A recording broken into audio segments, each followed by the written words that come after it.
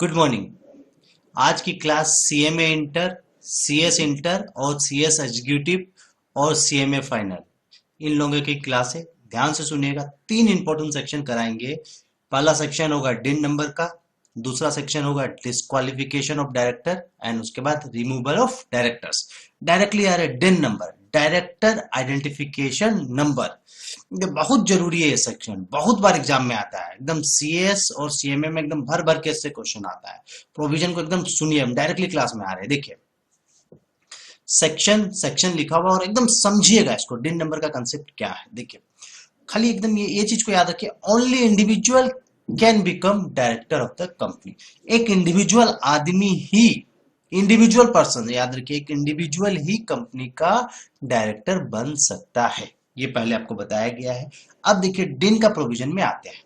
डिन का देखिए, यहां सेक्शन नंबर लिखा हुआ है section 152 subsection 3। DIN is mandatory for individual before appointment appointed as directors. मतलब डिन नंबर लेना बहुत जरूरी है, मैंडेटरी है। बिना डिन नंबर के आप कंपनी के डायरेक्टर नहीं बन सकते हैं। तो एकदम लो में लिखा हुआ है डिन number is the mandatory requirements for becoming a director of the company. सीधा सा बात है। सेक्शन में सिर्फ यही बोला गया है कि डिन नंबर लेना मैंडेटरी है, उसके बिना आप कंपनी के डायरेक्टर नहीं बन सकते हैं। बस सेक्शन में सिर्फ इतना ही जानना है, डिन नंबर मैंडेटरी रिक्वायरमेंट है। ठीक है। अब दूसरा सेक्शन क्या बोलते हैं देखिए। Application for allotment of DIN is made to CG. CG मतलब central government in form DIR 3। मतलब यदि किसी इंडिविजुअल को डायरेक्टर बनना है तो डिन नंबर लेना मैंडेटरी है। तो वह डिन नंबर लेगा कैसे, उसको मिलेगा कैसे?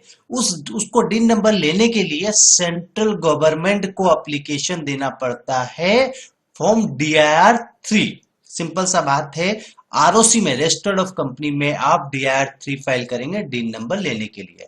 तो प्रोविजन क्या बोलता है कि डिन नंबर लेने के लिए हमको क्या करना पड़ेगा? इंडिविजुअल को सेंट्रल गवर्नमेंट को एप्लीकेशन देना पड़ेगा फॉर्म DIR 3। तो सेक्शन 153 में सिर्फ इतना ही बोला कि आपको एप्लीकेशन डिन नंबर मिलेगा कैसे, उसके लिए आपको एप्लीकेशन देना पड़ेगा सेंट्रल गवर्नमेंट को फॉर्म DIR 3 में। बस आगे देखिए सेक्शन 154 क्या बोलता है। Central government allotted DIN number within 30 days from the date of application. Central government क्या करता है, डिन नंबर अलॉट कर देता है 30 दिन में। जब से आपने एप्लीकेशन दिया डिन नंबर के लिए, आपको वहां से 30 दिन के अंदर डिन नंबर दे देगा। सीधा सा बात है। 153 में बोलता है डिन नंबर कैसे मिलेगा, उसके लिए हमको एप्लीकेशन देना पड़ेगा सेंट्रल गवर्नमेंट को।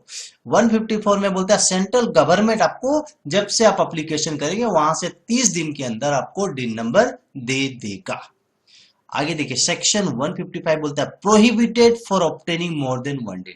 मतलब एक डायरेक्टर सिर्फ एक ही डिन नंबर रख सकता है, उससे ज्यादा नहीं रख सकता है। समझ में आया? एक डायरेक्टर 20 कंपनी में डायरेक्टर बन सकता है, उसमें कोई दिक्कत नहीं है, लेकिन 20 कंपनी में उसका डिन नंबर सेम होगा।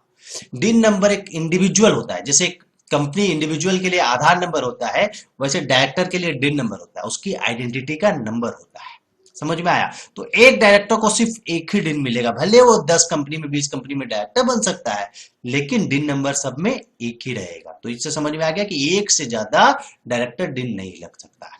आगे देखिए सेक्शन 156 बोलता है director intimate to the company within 30 days of receipt. मतलब क्या होता है, हम एप्लीकेशन किए, किसी को डायरेक्टर बनना है तो सेंट्रल गवर्नमेंट के पास एप्लीकेशन किया, सेंट्रल गवर्नमेंट वहां से 30 दिन के अंदर उसको डिन नंबर दे दिया। अब 30 दिन के बाद देने के बाद डायरेक्टर की जिम्मेदारी है वो डिन नंबर कंपनी को इंटीमेट करेगा। किस कंपनी को? जिस कंपनी में वो डायरेक्टर बनना चाहता है। तो director intimate to the company within 30 days of receipt. जिस दिन मिला वहां से 30 दिन के अंदर डायरेक्टर कंपनी को एक लेटर के थ्रू बोल देगा या मेल के थ्रू बोल देगा कि मेरा ये डिन नंबर है, अब हमको डायरेक्टर बना दीजिए। ठीक है। अब कंपनी का क्या जिम्मेदारी है देखिए। कंपनी का सीधा सा जिम्मेदारी है company intimate to ROC within 15 days. Company का जिम्मेदारी है डायरेक्टर का डिन नंबर आ गया, डायरेक्टर ने कंपनी को दे दिया, कंपनी वो ROC को, रजिस्टर्ड ऑफ कंपनी को 15 दिन के अंदर बता देगा। खत्म, कंपनी का जिम्मेदारी खत्म, वो उस कंपनी का डायरेक्टर बन जाएगा DIR 12 फाइल करके। वो बाद में करेंगे, अभी सिर्फ डिन का प्रोविजन पढ़ रहे हैं। तो डिन में आपको ये चीज समझ में आया। सबसे पहले ये समझ में आया कि इंडिविजुअल ही कंपनी का डायरेक्टर बन सकता है। अब एक एक चीज देखिए। सबसे पहला सेक्शन में क्या, डिन नंबर मैंडेटरी रिक्वायरमेंट है। दूसरा देखिए, अब शॉर्टकट में मैं पढ़ने के लिए ये बनाया हूं, देखिए टिप्स फॉर अंडरस्टैंडिंग, इससे आपको पूरा डिन का कंसेप्ट क्लियर हो जाएगा। सबसे पहला, डिन नंबर मैंडेटरी है, बिना डिन नंबर के आप डायरेक्टर नहीं बन सकते कंपनी में। दूसरा, डिन नंबर लेने के लिए हमको एप्लीकेशन किसके पास देना पड़ेगा? सेंट्रल गवर्नमेंट के पास, फॉर्म DIR 3 में याद रखिएगा। सेंट्रल गवर्नमेंट के पास डिन नंबर लेने के लिए हमको एप्लीकेशन देना पड़ेगा। उसके बाद क्या करता है, जैसे एप्लीकेशन दिए वहां से 30 दिन के अंदर सेंट्रल गवर्नमेंट आपको डिन नंबर दे देता है, सीधा सा बात है। और डायरेक्टर क्या करता है, जैसे डायरेक्टर को डिन नंबर मिला तो डायरेक्टर का जिम्मेदारी है, डायरेक्टर इंटीमेट करेगा कंपनी को और कंपनी इंटीमेट करेगा ROC को। बस इतना 5 पॉइंट याद रखिएगा, आप डिन नंबर का सब चीज लिख पाएंगे। सीधा सा है, सबसे पहला मैंडेटरी है, दूसरा डिन नंबर लेने के लिए हमको सेंट्रल गवर्नमेंट के पास एप्लीकेशन देना पड़ेगा, तीसरा सेंट्रल गवर्नमेंट का जिम्मेदारी है कि हमको 30 दिन के अंदर दे, और डायरेक्टर का जिम्मेदारी है कि 30 दिन के अंदर कंपनी को बताए, और कंपनी का जिम्मेदारी है कि 15 दिन के अंदर ROC को वह डिन नंबर के बारे में बताए। बस डिन नंबर का सेक्शन यही खत्म हुआ, और कुछ नहीं है, सारा डिन नंबर उसमें कवर है। सिर्फ ये 5 पॉइंट याद रखिएगा, आप डिन नंबर का सब चीज लिख पाएंगे। अब नेक्स्ट क्वेश्चन पे आते हैं, describe the procedure for the resignations of directors. Resignation मतलब कंपनी को आप छोड़ना है, रिजाइन करना है आपको, तो उसका प्रोसीजर क्या है? देखिए ये बहुत इंपॉर्टेंट सेक्शन है, सेक्शन 168 में बोला गया है। सबसे पहला क्या है, देखिए एकदम अच्छा से प्रोविजन को समझिए। Director given return notice to the company for resignations, मतलब कोई भी डायरेक्टर कंपनी को छोड़ के जाना चाहता है, रिजाइन करना चाहता है कंपनी से, तो पहला जिम्मेदारी है डायरेक्टर का रिटर्न नोटिस देगा, लिखित में नोटिस देगा कंपनी को। ऐसा नहीं है कि ओरल नोटिस दे दिया, मुंह से बोल दिया हम कल से काम पे नहीं आएंगे, नहीं चलेगा, आपको रिटर्न नोटिस देना पड़ेगा, इट्स अ मैंडेटरी रिक्वायरमेंट।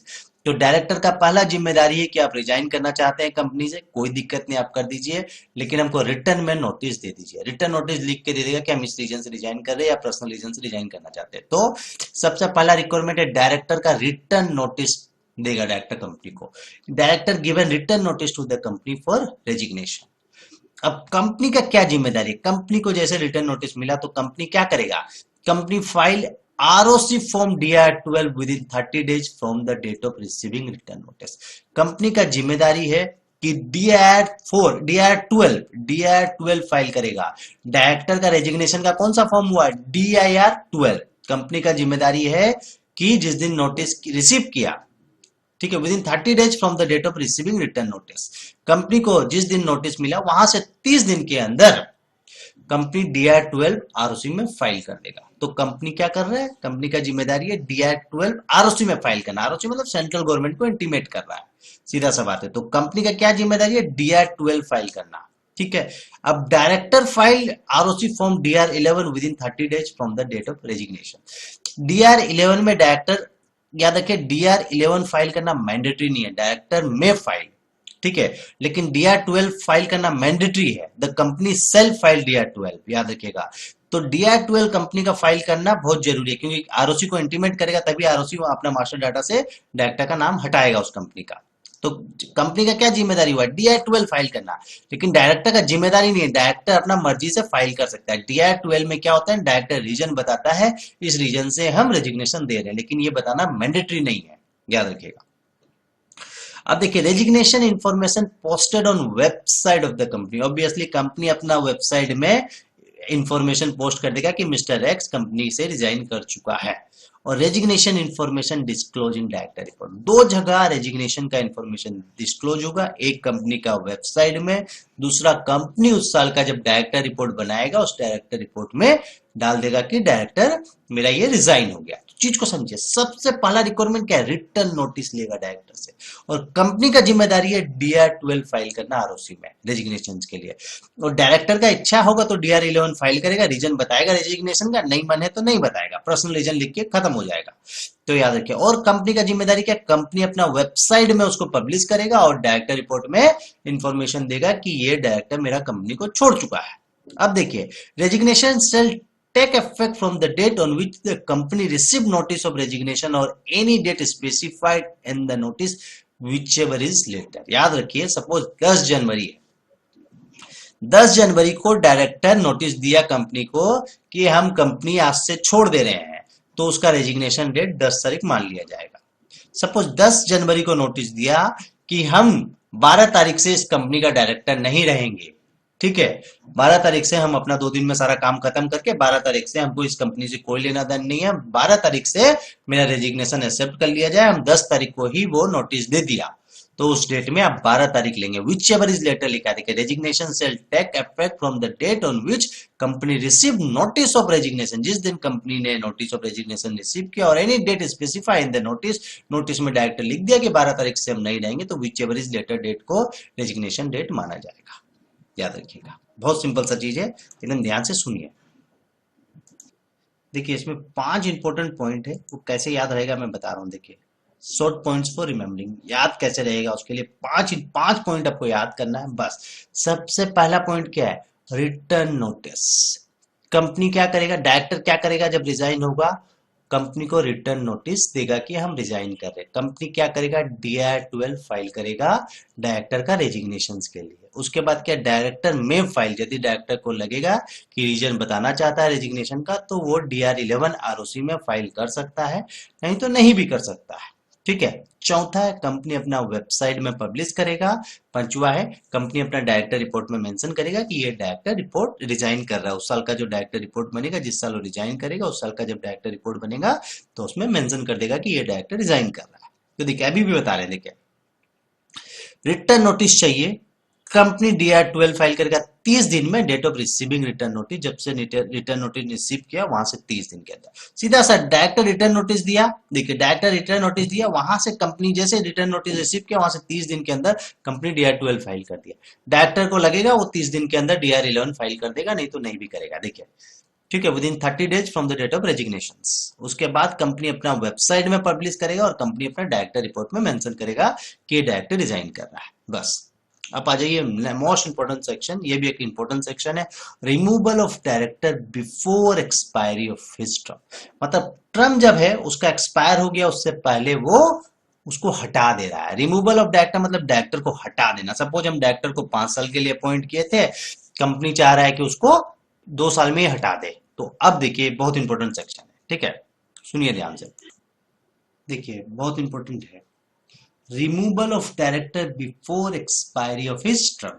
मतलब डायरेक्टर को बोला गया उसका जो टर्म है उससे पहले ही निकाल दिया जाए। याद रखिए, देखिए सेक्शन पढ़ के क्या लगता है कि डायरेक्टर को कंपनी से कौन निकाल सकता है। सिंपल सा भाषा में एक जनरल आदमी से पूछेंगे तो यह वही बोलेगा कि कंपनी का मालिक के पास पावर है कि कंपनी का डायरेक्टर को निकाल सकता है। डायरेक्टर अल्टीमेटली घुमा फिरा के मैनेजमेंट देखता है कंपनी का, वो ओनर नहीं होता है। एक स्टाफ, एक एम्प्लॉय ही है, सोच लीजिए डायरेक्टर। ठीक है, director is not the owner, director कभी भी ओनर नहीं होता है। मान के चलिए डायरेक्टर सिर्फ मैनेजमेंट देखता है, एक एम्प्लॉय है कंपनी का। तो सीधा सा बात है, removal of the director before expiry of his term, मतलब डायरेक्टर को, एक एम्प्लॉय को उसका टर्म, सपोज हम डायरेक्टर को 5 साल के लिए अपॉइंट किए हैं, 2 साल में निकालना चाह रहे हैं, 2 साल 3 साल पहले निकालना चाह रहे हैं, तो वो पावर किसके पास होगा, घुमा फिरा के कंपनी का मालिक के पास होगा। सीधा सा बात है, मालिक चाहे तो नौकर को कभी भी निकाल सकता है, सिंपल सा फंडा। तो कंपनी का मालिक कौन है, शेयर होल्डर्स या मेंबर्स, यही है। तो अल्टीमेटली क्या बोलना चाहता है, removal by shareholder. Shareholder के पास पावर है कंपनी का डायरेक्टर को उसका टर्म से पहले निकाल सकता है। तो शेयर होल्डर क्या करेगा, रिजोल्यूशन पास करेगा, ऑर्डिनरी रिजोल्यूशन पास करके शेयर होल्डर लोग एक तो मीटिंग बुलाएगा, शेयर होल्डर लोग का मीटिंग को बोलते हैं जनरल मीटिंग। शेयर होल्डर लोग एक जनरल मीटिंग बुलाएगा और उसमें एक ऑर्डिनरी रिजोल्यूशन, ऑर्डिनरी रिजोल्यूशन मतलब 50% से ज्यादा शेयर होल्डर उस चीज के लिए एग्री है, तो ऑर्डिनरी रिजोल्यूशन पास करके डायरेक्टर को हटा सकता है। अब देखिए प्रोविजन क्या बोलते हैं, देखिए कंपनी में by ordinary resolution in general meeting remove A director other than, 2 प्रकार का डायरेक्टर को नहीं हटा सकते। सीधा सा बात है, पहला director appointed by the NCLT.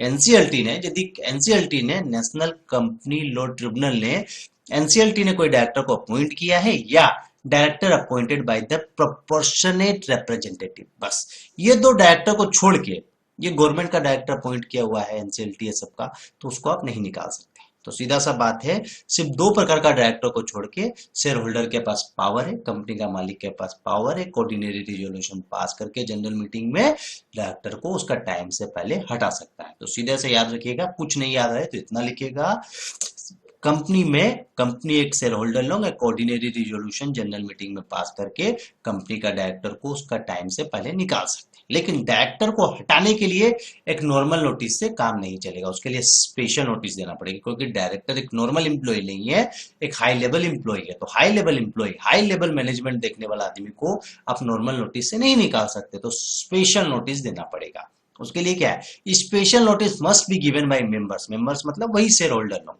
तो special notice must be given by the members to the company before 14 days of the general meeting. क्या करेगा, जो कंपनी का मेंबर्स लोग है, मीटिंग, एक जनरल मीटिंग होल्ड करेगा, तो उससे पहले जिस मीटिंग में डिसीजन लिया जाएगा कि इस डायरेक्टर को हटा रहे हैं, तो मीटिंग होने से पहले एक स्पेशल नोटिस वो मेंबर्स लोग जो जो हटाना चाहता है वो एक नोटिस देगा कंपनी को 14 दिन पहले, कि special notice must be given by members. जो मेंबर्स निकालना चाहता है डायरेक्टर को, वो कंपनी को एक नोटिस देगा कि हम इस डायरेक्टर को हटाना चाहते हैं, और 14 दिन पहले हम नोटिस दे रहे हैं, 14 दिन बाद हम एक जनरल मीटिंग होल्ड करेंगे, उसमें इस डायरेक्टर को हटा देंगे। तो स्पेशल नोटिस कंपनी को दिया जाता है। कौन देता है, कंपनी का मेंबर्स लोग जो उस डायरेक्टर को हटाना चाहता है। अब कंपनी का क्या जिम्मेदारी है, देखिए, company given a copy of notice to the director, किस डायरेक्टर को, जिस डायरेक्टर को हटाना चाहता है। तो company special notice, director shareholder लोग ने क्या किया, मेंबर्स लोग ने क्या किया, कंपनी को एक नोटिस दे दिया कि हम 14 दिन बाद एक मीटिंग हेल्ड करेंगे और इस डायरेक्टर को हटा देंगे। ठीक है, स्पेशल नोटिस दे दिया गया मेंबर्स लोग के द्वारा। अब क्या हुआ, देखिए, कंपनी क्या किया, वह स्पेशल नोटिस का कॉपी डायरेक्टर को दे दिया, उस डायरेक्टर को, कि आपको ये मेंबर्स लोग आपको हटाना चाहते हैं, ये उसका नोटिस देख लीजिए। अब क्या करेगा डायरेक्टर क्या कर सकता है, तो रिटर्न में दे सकता है कि मेरे को मत हटाओ, या जो भी है, डायरेक्टर एक रिप्रेजेंटेशन बना के कंपनी को दे देगा। Director may give return representation to the company, director एक तो अपना रिप्रेजेंटेशन, अपना उसको जो सही गलत लगता है एक पेपर में लिख के कंपनी को दे देगा, रिटर्न लेटर दे देगा। अब क्या होगा, वो जो डायरेक्टर जो दिया, वो जो कंसेंट आया कंपनी को देगा। चीज को समझिए, स्पेशल नोटिस मेंबर्स ने कंपनी को दिया, कंपनी ने क्या किया, वह नोटिस का कॉपी जिस डायरेक्टर को हटाना चाहते हैं उसको दिया। अब डायरेक्टर क्या करेगा, उसके बिहाफ में उसको जो सही गलत लिखा है, एक तो अपना रिटर्न अपने फेवर में जो उसको सही लगा, एक तो रिटर्न रिप्रेजेंटेशन बना के कंपनी को देगा, और उसका जो रिप्रेजेंटेशन जो रहा वो मीटिंग में पढ़ा जाएगा कि डायरेक्टर को ये चीज लगता है, अब आप लोग डिसीजन लीजिए। और लास्ट में शेयर होल्डर लोग जो मेंबर्स लोग हैं, take decision in general meeting by passing or pass करके एक डिसीजन लिया जाएगा। ओआर पास करके यदि वो लोग चाहे, डायरेक्टर को निकालना चाहे तो निकाल सकता है। तो सिर्फ याद क्या क्या रखना है, देखिए, ये जो है टिप्स फॉर अंडरस्टैंडिंग याद रखिए। Ordinary resolution in general meeting चाहिए, किसी भी डायरेक्टर को उसका टाइम से पहले निकालने के लिए एक ऑर्डिनरी रिजोल्यूशन चाहिए जनरल मीटिंग में।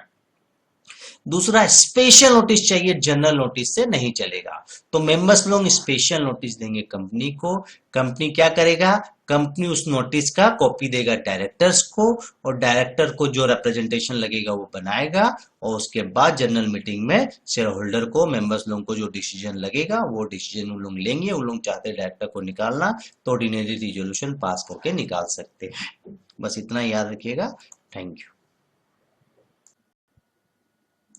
अपॉइंटमेंट ऑफ डायरेक्टर्स, ध्यान से सुनिएगा। अपॉइंटमेंट ऑफ डायरेक्टर्स, सबसे पहला फर्स्ट डायरेक्टर्स, सेक्शन 152 सबसेक्शन 1 में लिखा हुआ है, ध्यान से सुनिए। Names given in the article of association, यदि कंपनी का आर्टिकल ऑफ एसोसिएशन में फर्स्ट डायरेक्टर का नाम दिया हुआ है, तो उसी को फर्स्ट डायरेक्टर बोलेंगे जिसका नाम दिया हुआ है आर्टिकल ऑफ एसोसिएशन में।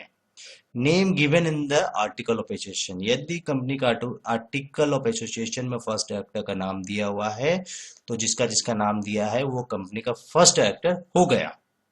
यदि इफ नो नेम्स गिवन, यदि आर्टिकल ऑफ एसोसिएशन में कंपनी का फर्स्ट डायरेक्टर का नाम नहीं दिया हुआ है, all individual subscriber of memorandum of association, जितना इंडिविजुअल सब्सक्राइबर है मेमोरेंडम ऑफ एसोसिएशन का, उसी को बोलेंगे फर्स्ट डायरेक्टर। याद रखिए, मेमोरेंडम ऑफ एसोसिएशन का सब्सक्राइबर का मतलब सीधा सा बात यही है, जब कंपनी बनता है, तो जब कंपनी फर्स्ट टाइम बना, तो उस कंपनी में कुछ आदमी लोग ने पैसा लगाया, जो शेयर होल्डर बने कंपनी के, जो फर्स्ट टाइम जो शेयर होल्डर है, फर्स्ट टाइम जो कंपनी में पैसा लगाते हैं, उसी का नाम सब्सक्राइबर ऑफ मेमोरेंडम, उसी को बोलते हैं सब्सक्राइबर ऑफ मेमोरेंडम, जो फर्स्ट टाइम जब कंपनी बनी तो कंपनी में इन्वेस्ट किए।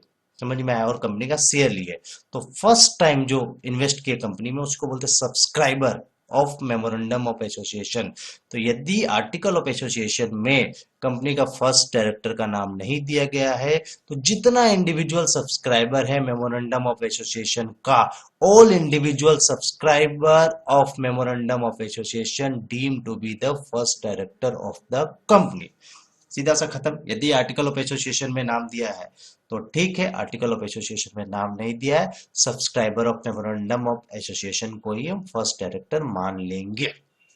अब देखिए सेक्शन 152 सब क्लोज 2 में क्या लिखा हुआ है, देखिए subsection 2, 152 subsection 2, director appointed in the general meeting by passing over. बोलता है share holder, ultimately power share holder के पास रहता है, कंपनी का मालिक वही है, वही डायरेक्टर को अपॉइंट कर सकता है। ठीक है, तो बोलता है appointed in the general meeting by passing over. बोलता है शेयर होल्डर लोग डायरेक्टर को, कोई भी डायरेक्टर को जनरल मीटिंग में ऑर्डिनरी रिजोल्यूशन पास करके अपॉइंट कर सकता है। अब देखिए क्या लिखा है, if act allow to appoint director in other way we can do that. बोलता है यहाँ पर लिखा हुआ है save as otherwise expressly provided in the act. इसका मतलब यही है सेक्शन 152 सबसेक्शन 2 में लिखा हुआ है, यदि एक्ट कंपनी लोग कहीं दूसरा प्रोविजन में किसी और को पावर दे रहा है डायरेक्टर अपॉइंट करने का, तो वो कर सकता है। जनरली शेयर होल्डर लोग जनरल मीटिंग में ऑर्डिनरी रिजोल्यूशन पास करके डायरेक्टर को अपॉइंट करेंगे, पर यदि कंपनी एक्ट बोलता है किसी जन को और पावर दे रहा है तो वो भी डायरेक्टर को अपॉइंट कर सकता है। लिखा हुआ if act allow to appoint director in other way we can do that, वो हम लोग कर सकते हैं। देखिए कैसे घुमा फिरा के कैसे आया, देखिए director appointed by the boards, company का बोर्ड ऑफ डायरेक्टर्स के पास पावर होता है दो डायरेक्टर को अपॉइंट करने का, एडिशनल डायरेक्टर और एक अल्टरनेट डायरेक्टर, और एक यदि कोई कैजुअल वैकेंसी होता है तो उसको भी बोर्ड ऑफ डायरेक्टर लोग कर सकते हैं।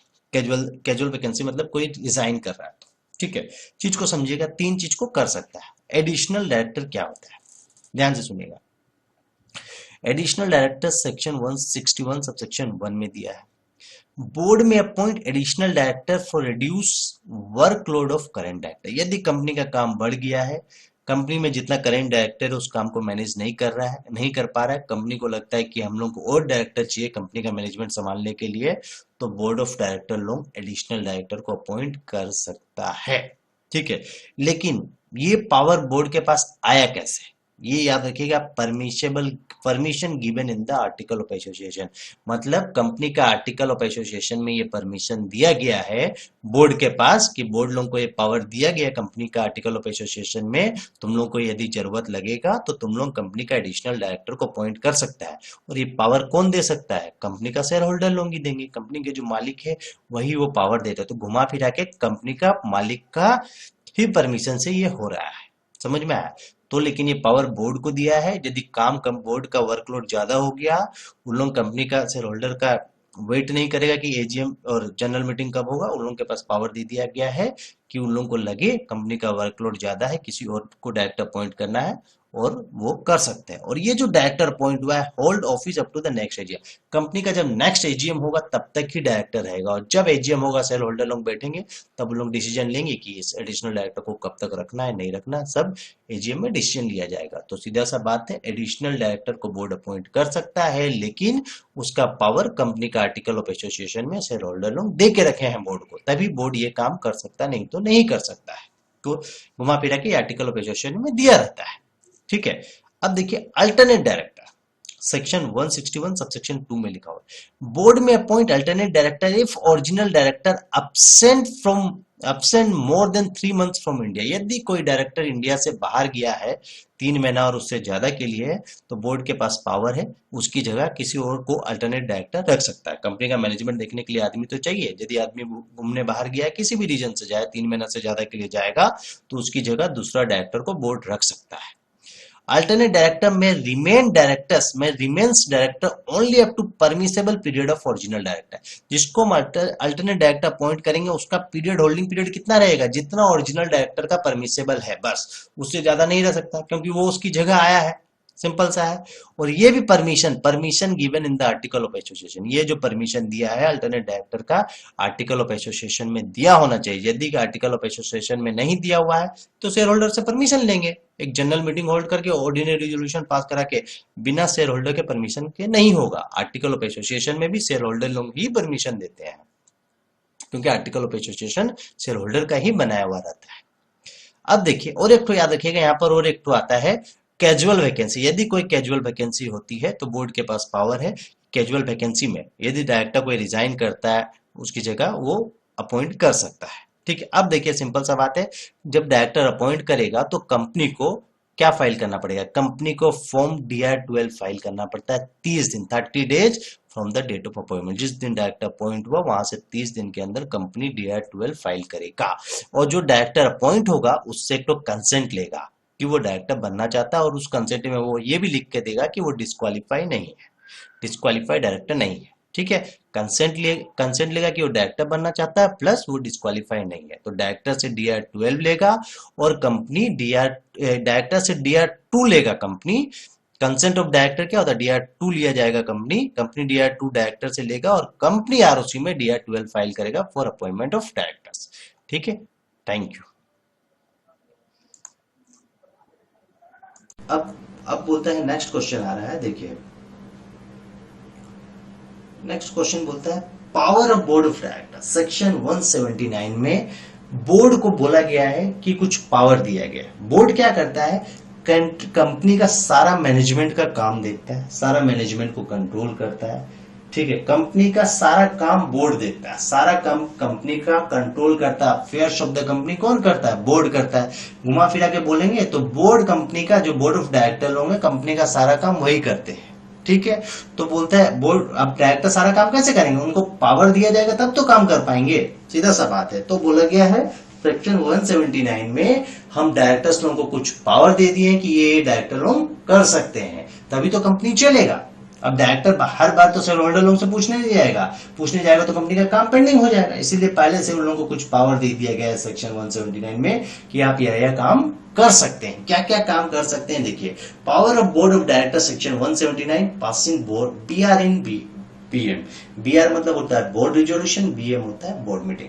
बोलता है बोर्ड कोई भी काम करता है उसके लिए उसको एक बोर्ड रिजोल्यूशन पास करना पड़ता है बोर्ड मीटिंग में। याद देखिए डायरेक्टरों का जो मीटिंग होता है उसको बोलते हैं बोर्ड मीटिंग, और उस मीटिंग में कोई भी रिजोल्यूशन पास होता है उसको बोलते हैं बोर्ड रिजोल्यूशन। और रिजोल्यूशन पास करने के लिए मोर देन 50% से ज्यादा मेजोरिटी होनी चाहिए डायरेक्टरों की। ठीक है, 10 डायरेक्टर है तो उसमें से यदि सब वोट देते हैं तो कम से कम 6 डायरेक्टर उस चीज के लिए अप्रूव करेंगे, तभी बोर्ड रिजोल्यूशन पास होगा। ठीक है, अब देखिए पावर क्या है बोर्ड का, एक बार पढ़ दूंगा आपको याद रह जाएगा। बोलता है सबसे पहला पावर है बोर्ड का to make call on shareholder for their unpaid money और शेयर्स। मतलब बोलता है शेयर होल्डर लोगों का पैसा कुछ ड्यू है तो उससे पैसा मांग सकता है बोर्ड। ठीक है, सपोज मैंने कंपनी का 1000 शेयर लिया और शेयर का दाम था 10 रुपया करके।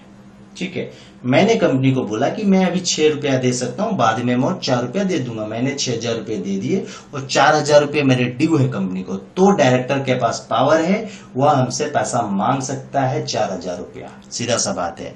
तो शेयर होल्डर से उनका अनपेड मनी डायरेक्टर मांग सकता है, उसको पास पावर दिया गया है। दूसरा बोलता है authorise for buyback of shares, कि डायरेक्टर कंपनी का शेयर को बायबैक कर सकता है, लेकिन 10% तक ही, याद रखिएगा। ऑथराइज कर सकता है बायबैक, मतलब डायरेक्टर लोग बायबैक का परमिशन दे सकता है, लेकिन सिर्फ 10% of paid up capital and free reserve, सिर्फ 10% तक का paid up capital and free reserve का ही बायबैक डायरेक्टर को परमिशन है करने का। ठीक है, तीसरा बोलता है to issue security including debentures. Director चाहे कंपनी का शेयर किसी को इशू करना तो कर सकता है, या डिबेंचर इशू करना चाहे कंपनी का तो डायरेक्टर कर सकता है। शेयर इशू कर सकता है, डिबेंचर इशू कर सकता है डायरेक्टर, उसको पावर दिया गया है। Director to borrow money, director को लगता है कि बैंक से हमको कुछ पैसा चाहिए कंपनी को रन करने के लिए, कंपनी के ग्रोथ के लिए, तो डायरेक्टर कंपनी का अच्छा के लिए बोरो कर सकता है मनी फ्रॉम बैंक और फाइनेंशियल इंस्टीट्यूशन से या किसी से भी। ठीक है, डायरेक्टर के पास पावर है उधार लेने का। ठीक है, to invest fund of the company, यदि कंपनी का पैसा कुछ अच्छा रिटर्न आ रहा है तो कहीं इन्वेस्ट करने का डायरेक्टर के पास पावर है। टू अप्रूव फाइनेंशियल स्टेटमेंट और टू अप्रूव बोर्ड रिपोर्ट, मतलब सीधा सा बात है, कंपनी का बैलेंस शीट और पीएल अकाउंट डायरेक्टर साइन कर सकता है, कंपनी का बोर्ड रिपोर्ट डायरेक्टर साइन कर सकता है। अप्रूव मतलब signing off the board report and financial statement, मतलब डायरेक्टर के पास पावर है कंपनी का फाइनेंशियल स्टेटमेंट साइन करने का, कंपनी का बोर्ड रिपोर्ट साइन करने का डायरेक्टर के पास पावर है। टू ग्रांट लोन और गिव गारंटी, डायरेक्टर चाहे किसी को लोन देना तो दे सकता है, किसी का गारंटी देना चाहे तो दे सकता है।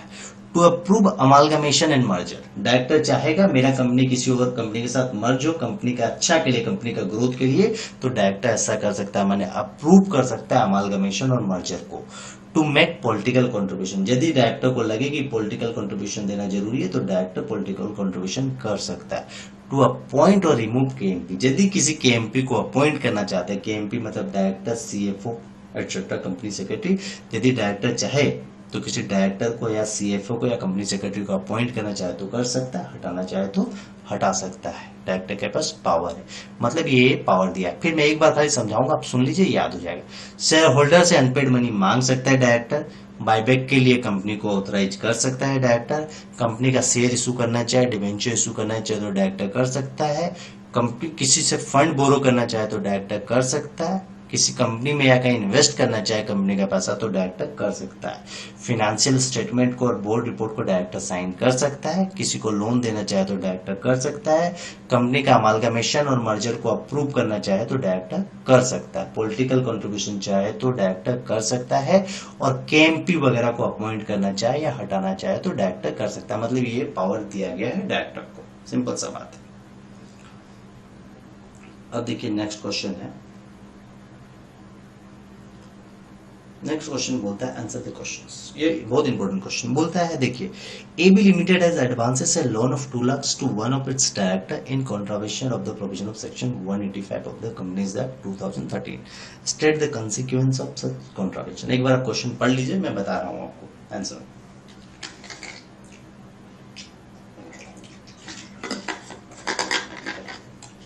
बोलता है सेक्शन 185 में लिखा हुआ है कि कंपनी डायरेक्टर को लोन नहीं दे सकता, प्रोहिबिटेड है डायरेक्टर को लोन देना।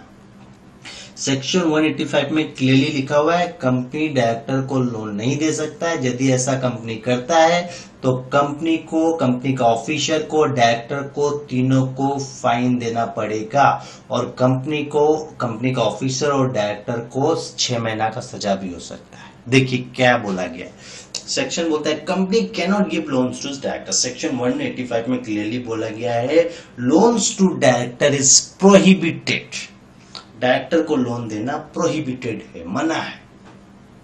यदि कंपनी ऐसा करता है तो कंपनी को पेनल्टी देना पड़ेगा, penalty for giving, penalty for company, company को 5 लाख से 25 लाख तक का आरओसी फाइन लगा सकता है यदि कंपनी सेक्शन 185 का वायलेशन करता है तो, plus penalty for officer of the company, company का जो ऑफिसर रहेगा उसको इम्प्रिजमेंट 6 महीना का सजा हो जाएगा, जेल हो जाएगा, प्लस और या उसको 5 लाख से 25 लाख का फाइन लगा सकता है आरओसी।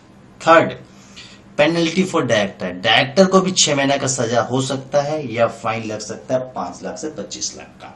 तो सीधा सा आपको याद रखना है, यदि कंपनी लोन देता है डायरेक्टर को, सेक्शन 185 का वायलेशन करता है तो फाइन कंपनी हो या कंपनी का ऑफिसर हो या कंपनी का डायरेक्टर हो, जिस डायरेक्टर ने लोन लिया है, तीनों को 5 से 25 लाख तक का फाइन लग सकता है। एंड कंपनी का जो ऑफिसर है, डायरेक्टर है, उन दोनों को 6 महीना की जेल भी हो सकती है। सिर्फ इतना याद रखना, सेक्शन 185 का वायलेशन करेगा तो कंपनी, कंपनी का ऑफिसर और डायरेक्टर तीनों पेनलाइज हो सकते हैं। अब एक नेक्स्ट क्वेश्चन अपने करेंगे, लास्ट क्वेश्चन है, देखिए बहुत इंपॉर्टेंट क्वेश्चन है। बोलता है in a public company the total number of director are 7 and 2 offices of the director have fallen vacant. बोलता है कंपनी में टोटल 9 डायरेक्टर हो सकते हैं लेकिन 2 डायरेक्टर का पोस्ट खाली ही है, मतलब घुमा फिरा के कंपनी में कितने डायरेक्टर है, 7 डायरेक्टर है। Referring to the relevant provision of the Companies Act 2013, what would be the quorum for the board meeting and can the article of the company fix the quorum for the board meeting? Question आप अच्छा से पढ़िए, मैं explain कर रहा हूं आपको। सबसे पहले जानिए कि quorum क्या होता है। quorum मतलब होता है minimum number of director presented for valid board meeting. मतलब उतना डायरेक्टर मिनिमम आना चाहिए तभी वह बोर्ड मीटिंग वैलिड होगा। मतलब minimum number of directors for a board meeting. Quorum मतलब होता है मिनिमम उतना डायरेक्टर उस बोर्ड मीटिंग में आना चाहिए, नहीं तो वह बोर्ड मीटिंग वैलिड नहीं होगी। मतलब मिनिमम नंबर ऑफ डायरेक्टर्स उस बोर्ड मीटिंग में प्रेजेंट होना ही चाहिए उतना, अदरवाइज वो बोर्ड मीटिंग वैलिड नहीं मानी जाएगी। तो बोला गया है कि क्वारम फॉर बोर्ड मीटिंग क्या है, minimum number of directors board meeting के लिए कितना होना चाहिए। रूल्स बोलता है 1/3 of the total directors. Total remaining director मतलब टोटल प्रेजेंट डायरेक्टर, जितना कंपनी में डायरेक्टर है उसका 1/3 तो आना ही चाहिए, अदरवाइज वह मीटिंग वैलिड ही नहीं होगी। और यदि 1/3 में कुछ राउंडेड ऑफ होता है तो उसको फ्रैक्शन को राउंड ऑफ कर देते हैं, फ्रैक्शन होता है। तो यहाँ पर देखिए टोटल कंपनी में कितना डायरेक्टर प्रेजेंट है। 9 डायरेक्टर का कैपेबिलिटी है कंपनी का, लेकिन कंपनी में 2 डायरेक्टर का पोजीशन वैकेंट है। मतलब घुमा फिरा के कंपनी में भी 7 डायरेक्टर है। ठीक है, टोटल डायरेक्टर कितना है कंपनी में भी 7 है। तो 7 का 1/3 करेंगे 2.33 को राउंडेड ऑफ कर देंगे 3। तो मिनिमम 3 डायरेक्टर यहाँ चाहिए इस कंपनी का बोर्ड मीटिंग को वैलिड करने के लिए। मिनिमम नंबर ऑफ डायरेक्टर कितना प्रेजेंट होना चाहिए, 3 डायरेक्टर होना ही चाहिए। अब दूसरा बोलता है can the article of the company fix the quorum higher और lower for the board meeting. बोलता है, देखिए प्रोविजन बोलता है article fix higher quorum but not below 1/3 of total director. मतलब बोलता है रूल में बोला गया कि 1/3 of the total director quorum होना ही चाहिए। आर्टिकल मतलब होता है कंपनी का रूल्स बुक। कंपनी का ये रूल्स कंपनी फॉलो करेगा, वह कंपनी का आर्टिकल ऑफ एसोसिएशन में लिखा गया है। तो आर्टिकल ऑफ एसोसिएशन में कंपनी अपना रूल बुक में यह लिख सकता है कि जो क्वारम है कंपनी का, जो मिनिमम क्वारम है उससे ज्यादा का लिमिट रख सकता है, उससे कम का नहीं रख सकता। मतलब जैसे यहाँ पर 1/3 जो है, मतलब 3 क्वारम मिनिमम यहाँ रिक्वायरमेंट है। तो अपना आर्टिकल में हम ये लिख सकते हैं कि हमको यहाँ क्वारम कम से कम 5 चाहिए, तब वैलिड है, कोई दिक्कत नहीं है। हम ज्यादा क्वारम लिख सकते हैं, लेकिन जो रूल में जितना बोला गया है उससे कम नहीं लिख सकते। मैंने 1/3 जो 3 लिखा है, यहां हम ये आर्टिकल में नहीं लिख सकते कि मेरा 2 क्वारम में मेरा मीटिंग वैलिड हो जाएगा, वह अलाउड नहीं है आर्टिकल में हमको लिखना। मैक्सिमम क्वारम हम यहां लिख सकते हैं। इस केस में हम ये लिख सकते हैं अपना आर्टिकल में कि कम से कम हमको 5 क्वारम चाहिए, तब अलाउड है। लेकिन मिनिमम जो लिमिट है उसके ऊपर जा सकते हैं, उसके नीचे नहीं जा सकते, याद रखिएगा। Article fix higher quorum but not below 1/3 of the total directors. Director chapter का मैंने सारा सम करा दिया है। मेरा वीडियो आपको अच्छा लगा तो मेरे चैनल को जरूर लाइक कीजिएगा, मेरे वीडियो को जरूर सब्सक्राइब कीजिएगा। Thank you.